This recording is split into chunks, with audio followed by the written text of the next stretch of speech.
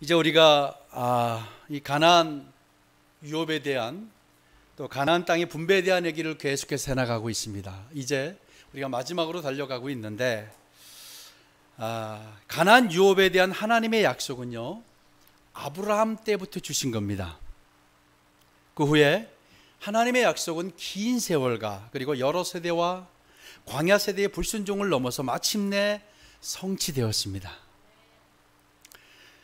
여러분, 하나님은요, 하나님의 약속을 반드시 지키시는 분입니다.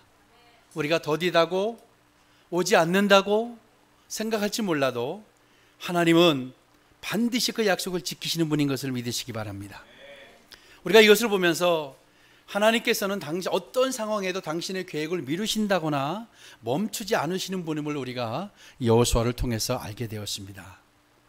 아마 당시에는 주의 약속이 더디다고도 했을 거예요. 아니면 하나님이 잊은 건 아니신가? 라는 생각도 했을지도 모릅니다. 그러나 하나님은 반드시 약속을 지키시며 이루시는 분이라는 거예요. 그것이 요즘 우리가 나누고 있는 이 가나안 정복 이야기입니다. 그리고 이스라엘 민족만이 아니라 우리 개개인을 향한 하나님의 계획과 작정도 오늘 이어지고 반드시 성취될 줄로 믿습니다. 하나님께서 우리에게 약속하신 것들, 우리에게 보장하신 것들, 이런 것들이 다 이루어질 줄로 믿습니다. 오늘 우리 본문은요, 51절에 땅 나누는 일을 마쳤더라 라는 내용을 다시 한번 묵상하고자 합니다. 이것은 바로 가나안 땅에 대한 하나님의 유업의 약속이 성취되었다는 선언이었어요. 땅 나누는 일을 마쳤더라 라는 이야기는 바로 하나님의 유업의 약속이 이제 바야흐로 성취되었다라는 선언이었어요.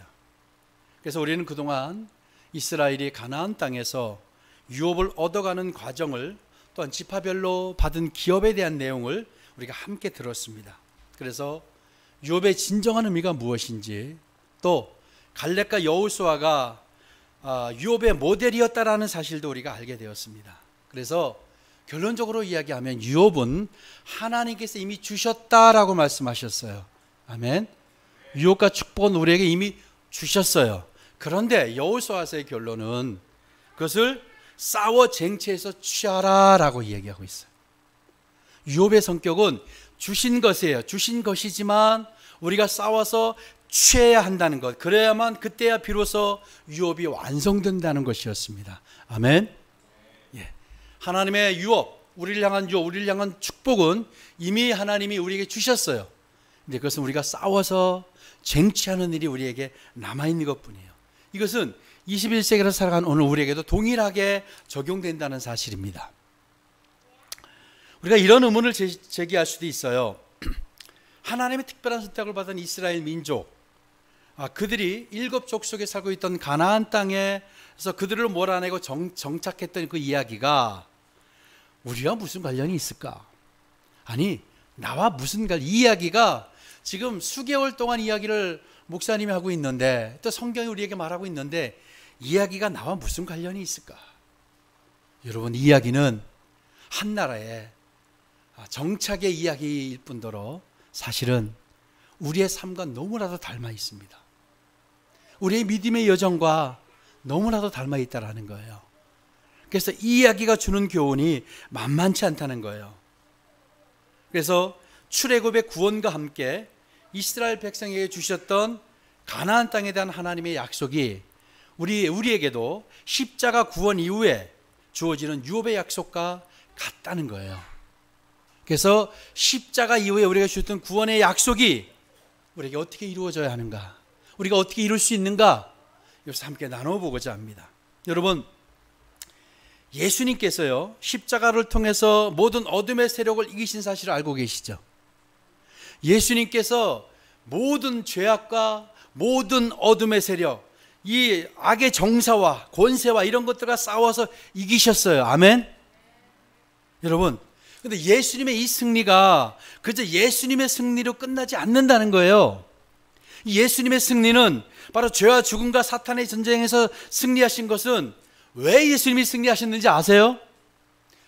우리가 승리하게 하시려는 거예요. 예수님이 승리하신 것은 우리로 하여금 우리도 이 모든 악의 세력에서 이 사탄의 세력에서 우리도 승리하게 하시려는 이유가 있었다는 사실입니다. 이게 얼마나 우리에게 큰 영광인지 몰라요. 예수님이 승리하신 것은 바로 우리를 위한 것이었다라는 겁니다. 아멘. 예수 그리스도를 우리가 주님으로 믿게 될 때에, 주님으로 영접할 때 그분과 연합되죠. 성경으로 그렇게 이야기합니다. 우리가 예수님을 주인으로 영접할 때, 예수님을 받아들일 때, 그분을 우리 구원주로 받아들일 때 그분과 연합된다, 성경은 이야기해요. 그러면 그분의 승리는 곧 연합된 우리에게도 똑같이 효력이 발생하게 되는 겁니다. 아멘. 그분의 권능과 그분의 능력이 우리에게도 동일하게 발생한다는 사실을 믿으시기 바랍니다. 여러분, 예수님께서 이 땅에 계시면서요, 정말 끊임없이 싸우신 거 아세요? 사실 싸움하실 필요 없었던 예수님께서 이 땅에 오셔서 악의 권세와 정사와 이 세상의 세력들과 끊임없이 씨름하시고요, 끊임없이 비진리와 그리고 비도덕과 그 다음에 이 세상의 세력과 끊임없이 주님은 투쟁하시고 싸웠어요. 그리고 싸워 승리하셨어요. 그래서 우리도요, 예수님을 닮아가는 자들이죠. 우리를 그리스도인이라고 하잖아요. 왜 그리스도인이라고 하는 것은 그리스도의 삶을 따라가는 삶, 따라가는 자들이라는 거예요. 그렇다고 한다면 예수님께서 이 땅에서 그렇게 끊임없이 싸우셨듯이 우리도 싸워야 하는 거예요. 지금도 우리가 사실은 이 시간에도 싸우고 있다고 믿습니다. 그래서 우리는 모든 환경과 싸워 우리도 쟁취해야 됩니다. 아멘. 모든 씨름하고 모든 씨름과 싸워 우리가 쟁취해야 됩니다. 믿음의 여정이요, 그저 은혜로 주어졌기 때문에 아무것도 하지 않아도 받는 것이 아닙니다. 우리가 허락하신 유업은요, 우리가 우리 자신이 취해야 한다는 걸 정말 여러분 잊지 마시기 바랍니다. 그런데 여러분 우리의 연약함으로 절망할 필요가 없습니다. 연약한 우리를 위해서 주님께서 매 순간 우리와 함께 싸워주시겠다고 약속하셨어요. 아멘. 우리와 함께 싸워주시겠다. 가나안에 이스라엘이 전쟁 당시에 내가 그들을 내쫓아주겠다, 내가 너희가 함께 하겠다, 내가 함께 나서 싸우겠다 늘 약속해 주셨어요. 그런데 하나님의 큰 은혜를 입었던 이스라엘 백성이요, 순종으로 유업을 차지하기 위해서 끝까지 싸워야 했던 이유가 바로 여기에 있는데, 하지만 그들은 한계를 드러내고 말았죠. 그들은 하나님의 명령에 온전히 순종하지 못하고요, 결국 자신들에게 베풀어 주신 유업의 축복을 완성시키지 못했어요. 그리고 하나님이 주시려는 모든 축복을 다 그들이 누리지 못하는 결과를 가져왔다는 겁니다. 그렇다고 한다면 이 가나안에 들어갔던 이스라엘 백성이 왜 그랬을까요? 왜 그들이 그걸 다 누리지 못했을까요? 우리가 계속해서 이야기하고 있어요. 첫째는 그들은 내쫓아야 할 것을 내쫓지 못했어요. 여러분, 하나님은 우리에게도 마찬가지고요, 하나님 모세를 통해서 가나안에 들어가기 전부터, 광야에서부터 가나안에 들어가게 되면 반드시 그들을 내쫓으라고 거듭거듭 귀에 딱지가 앉을 정도로 그들이 끊임없이 말씀하셨어요. 그들을 내쫓아라. 그런데 여러분, 이들이 가나안에 들어가서 가나안의 잔재들은, 가나안의 족속들을 이들은 내쫓아야 할 존재들이었어요. 그런데 그들은 어떻게 했는지 아십니까? 그들을 내쫓기는커녕 그들을 더불어 살면서 그들을 종으로 부려서 자신의 이익을 취하는 도구로 사용하려는 생각밖에 없었습니다. 근데 그것은 함께 살거나 함께 동거하거나 그들을 통해서 어떤 이익을 취하거나 할 존재들이 아니었어요.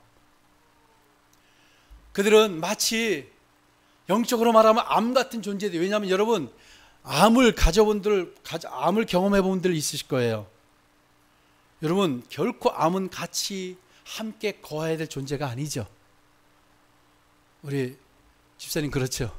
암은 내가 가지고 가도 되는 그런 존재가 아니에요. 그렇죠? 암은 그냥 놔두면 결코 자기 혼자 있지 않아요. 주변을 망가뜨려요. 그게 우리 몸을 다 망가뜨리죠. 이스라엘이 내쫓아야 하는 것들, 하나님이 거듭 명령하시던 내쫓아야 하는 것들을 그들은 내쫓기는커녕 더불어 살면서 그것을 가지고 오히려 이익을 취하려 했다라는 겁니다. 여러분, 한번 여러분 스스로 생각해 보세요. 여러분 안에도 하나님께서 끊임없이 말씀하시는 것이 있어요. 내쫓아라, 내쫓아라, 함께 거하지 마라 하고 끊임없이 이야기하는 것들을 혹시 여러분은 같이 동거하면서 같이 붙들고 있으면서, 아니면 그것으로 인해서 혹시 이익을 취하려고 도모하지는 않는지 모르겠습니다.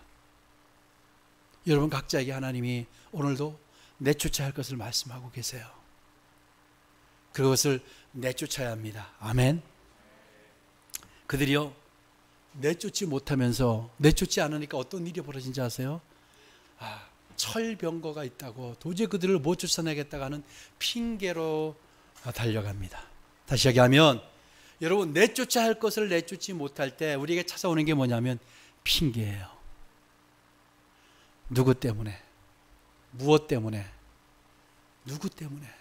아니야, 이거는 우리에게 가지고 있는 게 이익이야. 그래서 이것만큼은 내가 남겨둬야 돼.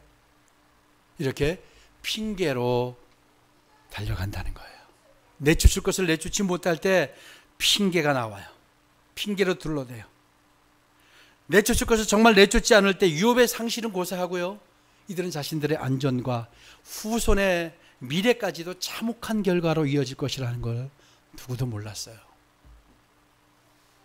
우리 믿음의 여정도 이와 다르지 않아요. 여러분, 버리고 내쫓아야 할 것들을 온전히 버리는 여러분 되시고 축복합니다.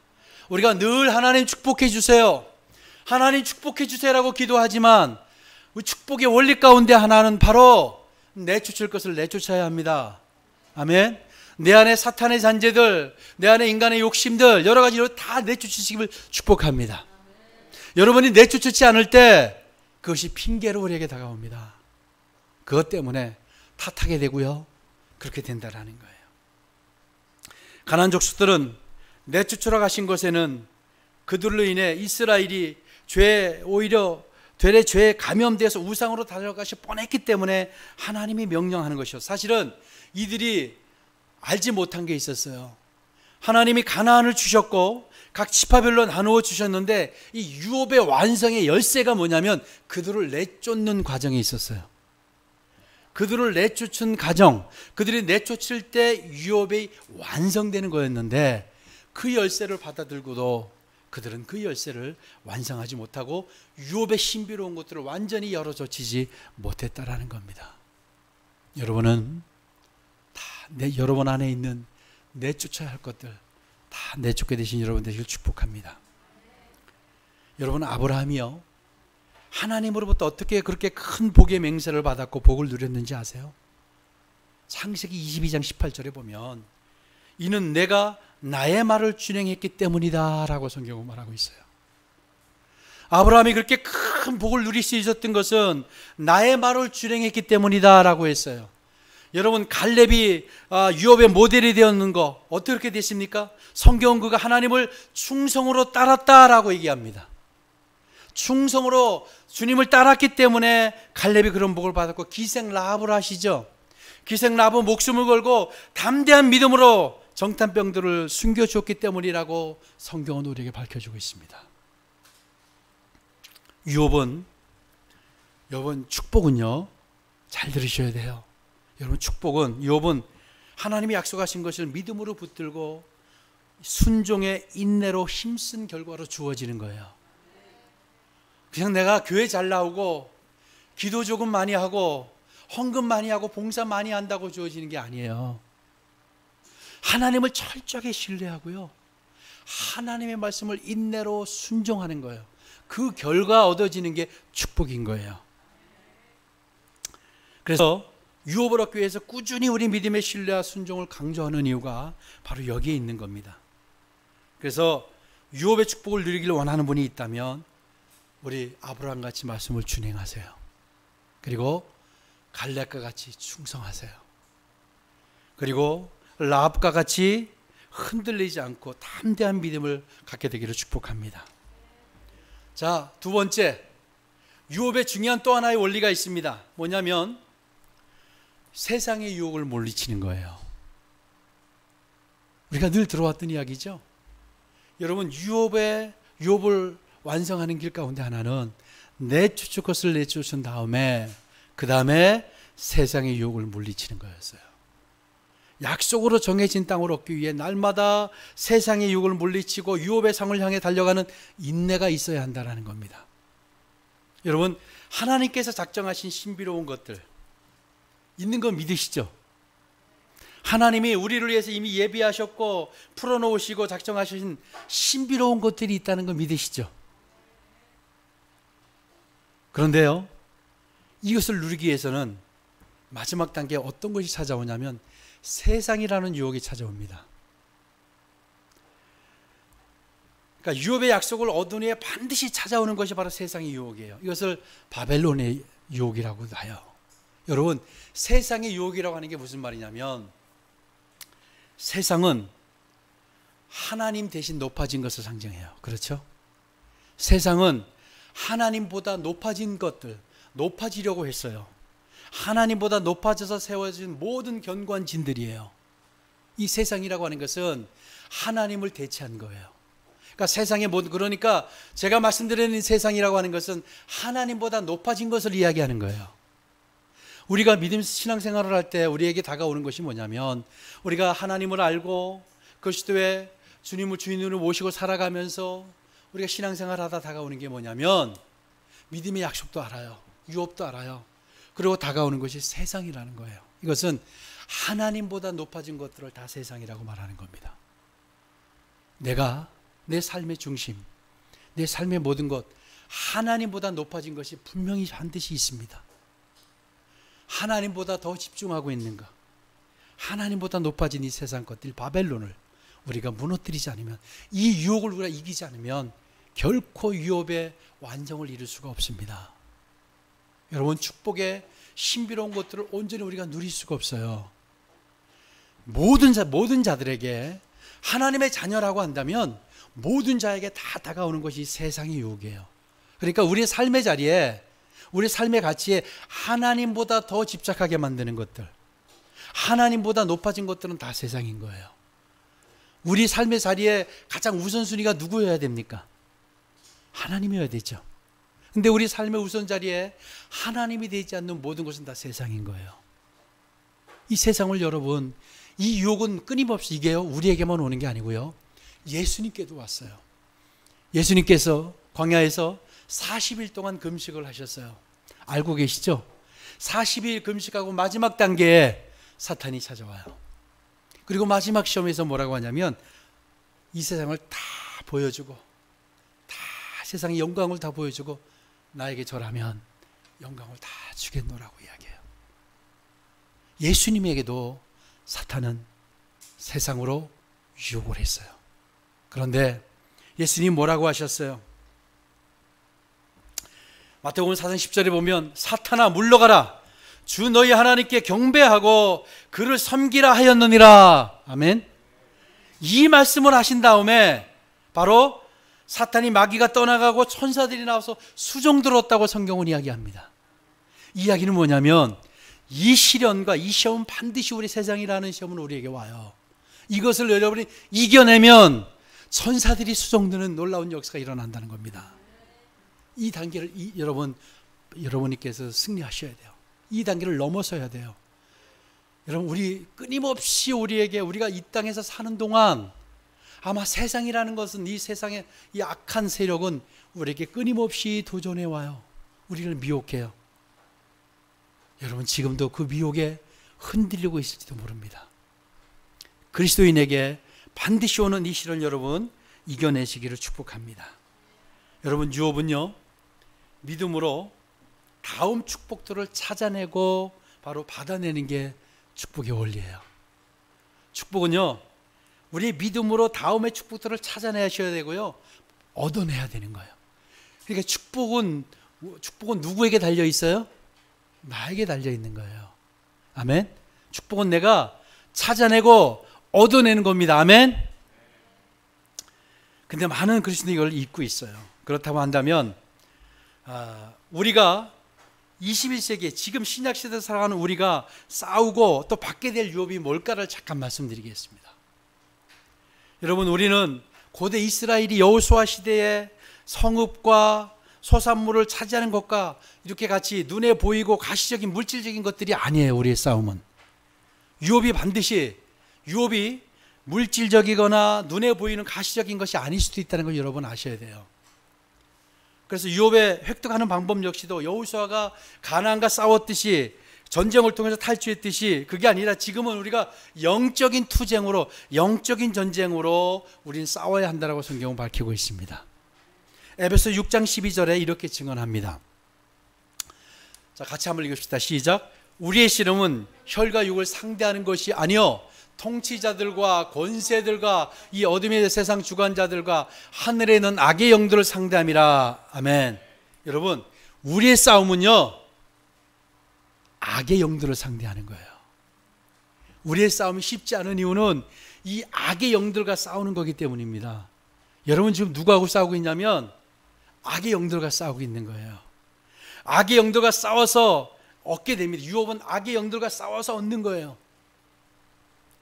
우리 유업이 뭘까요? 여러 종의 영적 축복을 이야기하는데요, 물론 부분적으로는 물질과 같은 가시적인 것으로 그 축복이 임하기도 해요. 하지만 그것이 최종 목적이 아니고 궁극적으로 받게 될 영적 축복이 하나의 어떤 샘플과도, 여러분이 이 땅에서 하나님이 주시는 그것들은요 우리가 장차 받게 될 축복의 샘플과도 같은 거예요. 그러니까 지금 주시는 게 전부가 아니에요. 잠깐 맛보여 주시는 것일 수도 있습니다. 그래서 하나님이 말씀하신 유업은요 이 미래에 받게 될 내세 축복들이라는 것을 알아야 합니다. 그렇지만 여러분 실망하실 필요가 없어요. 왜냐하면 이 땅에서도 유업의 상을 부분적으로 하나님이 충분히 주시겠다고 합니다. 다행이죠. 이 땅에서도 하나님께서 축복을 주시겠다는 거예요. 바로 마태복음 5장 5절이 이렇게 약속하시고 있습니다. 온유한 자는 복이 있나니 그들이 땅을 기업으로 받을 것이며. 아멘. 여기서 말하는 온유한 자가 누굴까요?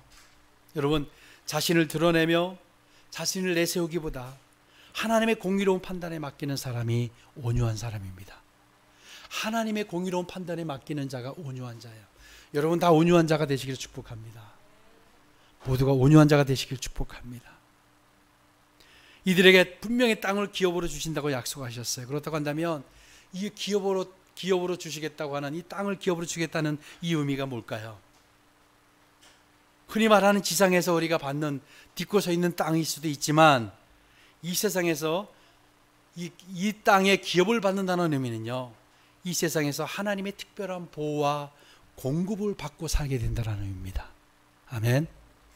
여러분 하나님의 특별한 보호와 공급을 받아보셨나요?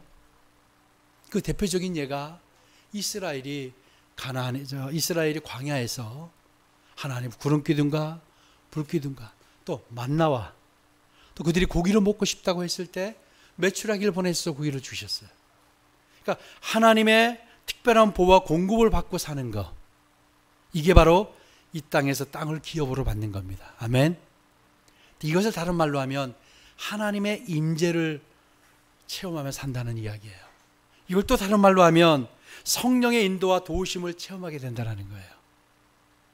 여러분, 하나님의 영이 우리들을 인도하시며 이끄시는 삶, 여러분 기대하시기 바랍니다. 여호수아와 갈렙이 그 어마어마한 일을 이뤄낼 수 있었던 것은 뭐라고 하셨어요? 그들은 다른 사람들과 영이 달라서 하나님의 영이 있다고 했어요. 하나님의 영이 임하는 사람들, 그 하나님의 영이 임하는 사람들은 바로 다른 삶을 살 수 있는 거예요.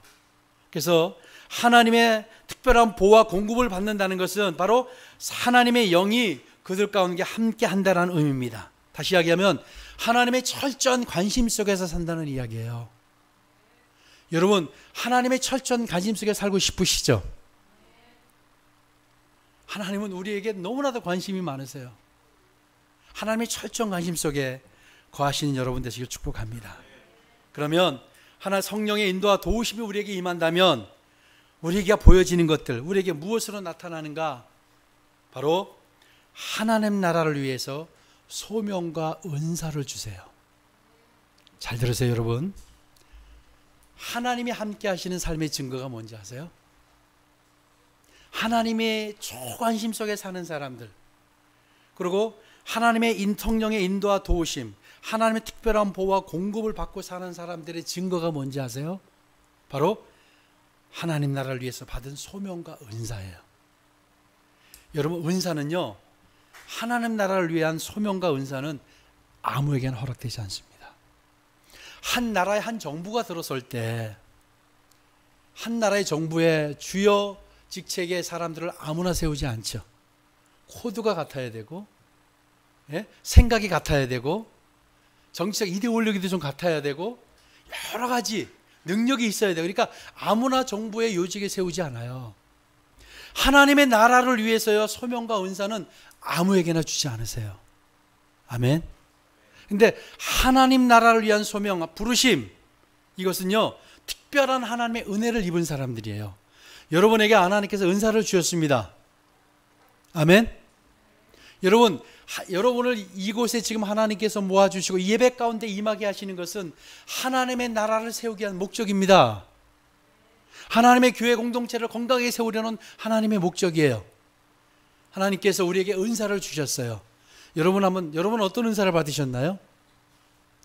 우리 한수 집사님들은 어떤 은사를 받으셨나요? 자, 빨리 생각해 보세요. 여러분 어떤 은사를 받으셨어요? 제가 볼 때는 여러분에게 최소한 한 가지 이상의 은사가 있어요. 하나님이 우리와 함께 하시고 하나님이 우리를 축복하시고 우리를 보호하시고 하나님 공급하신다는 증거가 뭐냐면 우리에게 은사를 주시는 거예요. 말씀을 잘 전하는 은사, 기도하는 은사, 찬양을 잘하는 은사, 나는 물질로 섬기는 은사, 나는 굳은 일을 잘하는 이런 또 봉사의 은사, 사람들에서 권면하는 은사, 이런 여러 가지 은사들을 우리에게 다 하나님이 주셨어요. 아멘. 여러분에게 다 하나님이 한두 가지 이상의 은사를 주셨다고 저는 확신합니다. 이미 그러니까 이 하나님이 우리에게 은사를 주셨다는 이야기는 지금 하나님이 우리를 보호하시고 하나님이 우리를 돌보신다는 의미예요. 그리고 그 은사를 주셨다는 것은 우리에게 각자 유업으로 취할 영역들을 할당해 주셨다는 의미이기도 합니다. 은사를 주신 거는 그냥 믿음 생활 열심히 하고 그냥 내가 살아있는 거 너희들이 확신해라, 이런 의미가 아니에요. 이런 의미도 있지만 중요한 것은 여러분에게 하나님이 은사를 주신 것은, 여러분의 소명을 주신 것은 하나님의 나라를 세우기 위한 겁니다. 아멘. 그래서 여러분에게 은사를 주셨다고 한다면 나에게 하나님께서 이제 유업의 축복의 영역을 주신 거구나, 그런 것을 내가 채워야 됩니다. 내가 은사를 발휘하면서 은사를 동원하면서 은사대로 내가 부르신 대로 내가 달려가는 거예요. 그러면 유업이 완성이 되는 겁니다. 하나님께서 우리에게 주신 은사는 그런 의미예요. 그냥 믿음의 확신을 갖게 하고 그냥 은사 많이 받은 것으로 좀 우쭐하게 하고, 이게 목적은 아니에요. 하나님께서 은사해 주신 것을 나에게 왜 주셨는가? 이것은 바로 유업을 주시겠다라는 거예요. 축복을 내가 허락했다라는 거예요. 그래서 여러분이 그걸 취해가는 거예요. 그래서 축복의 유업의 중요한 원리가 뭐냐면 내가 헌신하는 만큼 그 축복의 영역이 넓어지고 깊어집니다. 아멘.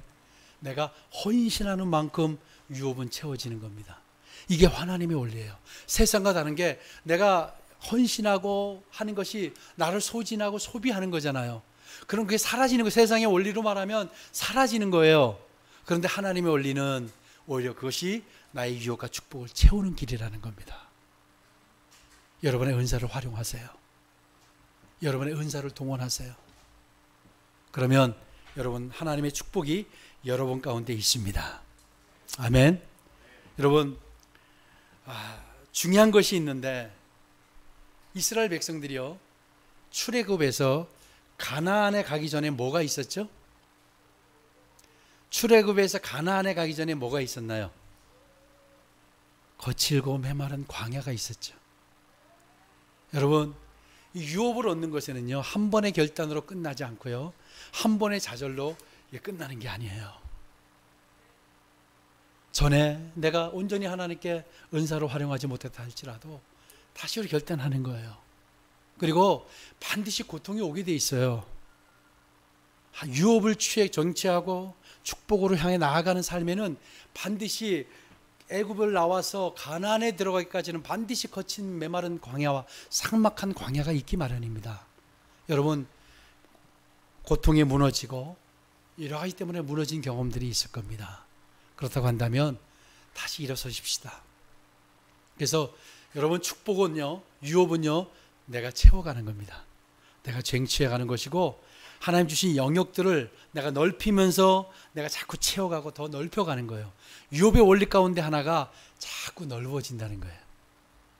하나로 끝나지 않고 축복은 계속해서 넓어지고 깊이를 더하고 넓어져 간다는 거 기억하시기 바랍니다. 그래서 이제 하나님 여러분에게 은사를 주셨어요. 부르심을 주셨어요. 소명을 주셨어요. 그렇다고 한다면 그 하나님을 나라를 세워나갑시다.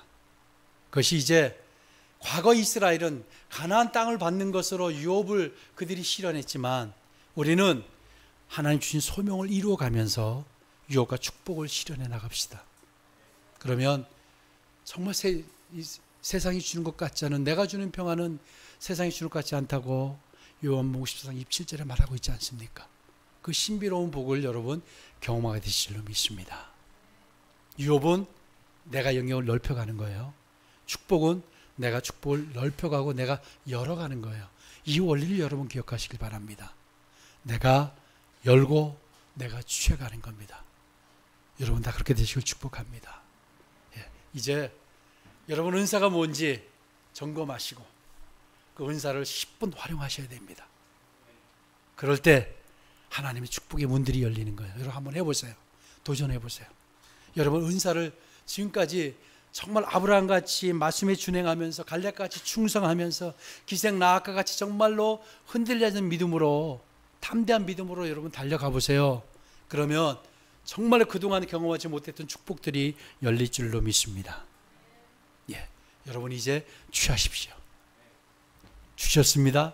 취하기만 하면 됩니다. 그런 여러분 되시길 축복합니다. 기도하겠습니다.